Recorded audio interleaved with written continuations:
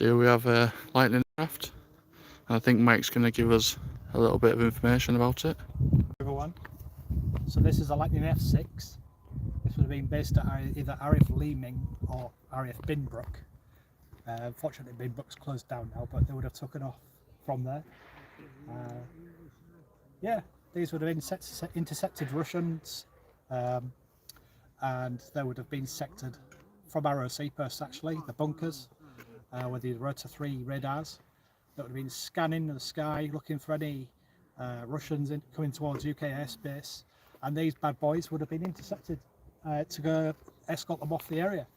Yeah, as you can see, it's got two external 500 pound fuel tanks, and this would have quite a large endurance on for it. Two fire street missiles, one this side and one the other side, and they was air to air. Come a bit closer. It's got two reheats, or two afterburners, and that would have produced a good number of pounds thrust.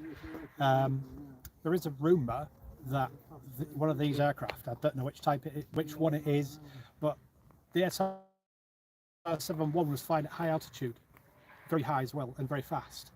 And apparently a Lightning came up to join it. That's a rumour. I don't know how true it is. I'm pretty sure it probably is true, but it's a rumour anyway. But yeah, this would have been an interceptor. It's one of Britain's most iconic fighter aircraft. Amazing aircraft. You can have a look around the other side as well. This is the pitot tube. This would have fed the pilot information such as airspeed, all kinds of different information. Yeah, that's the air intake at the front, very similar to the MiG-21. And it doesn't have another fire streak on this one. That one's just empty. Yeah, it's a beast of an aircraft. Are you done with that? Yep, done with that one. Good. Do you want to go to another one? We'll go to another one down here. Yeah, so Mike's just telling us a little bit about these aircraft.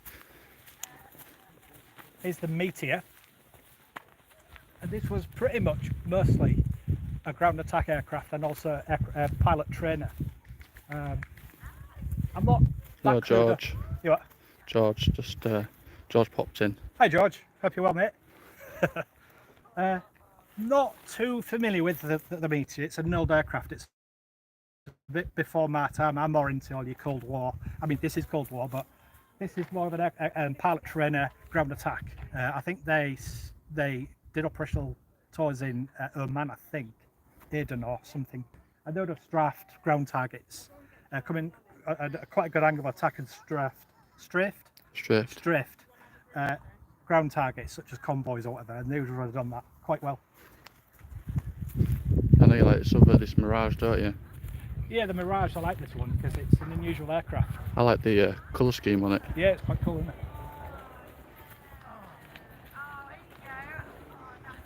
it? This is a Dassault Mirage. What is that thing? I'm no good at your Roman numerals. Is it a 6 or something, or a 7? Could be a 6. Anyway, it's a photo reconnaissance aircraft, this one. A bomber and photo reconnaissance. Underneath there, that glass screen would have been a massive camera for photo reconnaissance. Very sleek and very fast.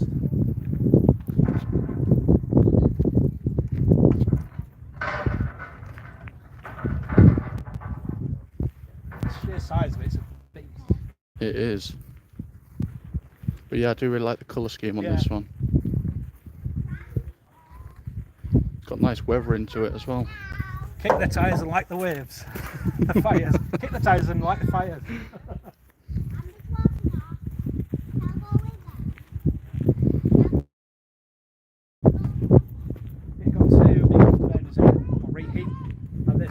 Sticking out here would have been some sort of electro ECM jammer. This would have jabbed the enemy's radar from detecting it from the rear.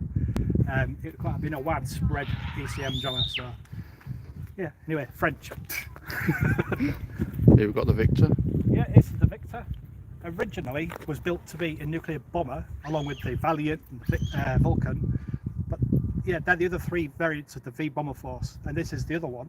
It was a V bomber, a nuclear bomber, but then turned into an air tanker. So it's got three, one on each wing, and one in the centre line at the rear of the fuselage, and that would have refueled 3 aircraft at the same time, no problem at all. It's a very futuristic looking aircraft, even though it's built in the 1950s. It's just a monster. It also took part in Operation Black Book, which is in the Falklands. It was basically helping the Vulcan get to its target by air-to-air refueling. If you imagine from the UK all the way to the South Atlantic, it's going to take a long, monstrous schedule of refueling for it to get to its target and back. And it only just made it on like vapour coming back to Ascension Island. So the flew from the Ascension Island is a beast of a plane. It actually doesn't have taxi runs, this one, I think. I don't know if they're doing them anymore, do they? We just say live aircraft there, the signs. They do engine runs. I've seen it do engine, it's amazing. And they've got the power unit covered over, so I do think they do start this one up. Yes, one would have taken part in Operation Desert Storm, first Gulf War in 1991. Refueling aircraft doing patrols, combat air patrols over the Iraqi border and the Kuwait border. Yeah. Amazing aircraft. A lot of history, isn't it? Oh yeah. And then we come to the Gannet, the Fairey Gannet. So basically, if you look at this one and that one, this one is carrier based. So this would have been hunting submarines off carriers. And it's got twin turboprop. I think they rotated in the opposite direction. How that works, I don't know. I'm not a mathematician or physics, whatever it is, I don't know. But, you know, radar operator in the back. As you can see underneath, it's got a big bulging radar, and that would have looks for submarines and various other surface targets. Next door is the mighty Nimrod, and that looks for submarines, other surface threats as well, such as surface ships, Russian vessels, whatever, fishing vessels. They would have carried out photography and reconnaissance. As you can see, the little bubbles, they allow for photographers and high performance cameras to take pictures of vessels, looking to see if they're performing any espionage, any very sneaky beaky stuff. But yeah, it's got the largest bomb bay in the world. I think that's correct, I'm sure.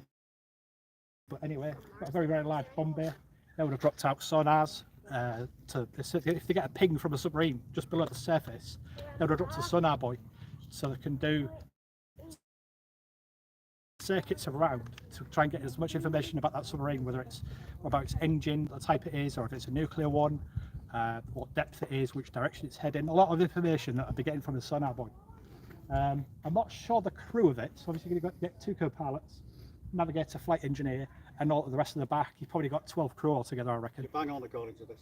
Is that right? Excuse me interrupting. No problem. Yeah, that's right. So a lot of crew on board just to do one job. An amazing aircraft.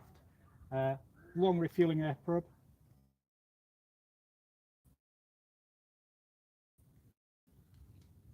Where else do you want to go? I don't know.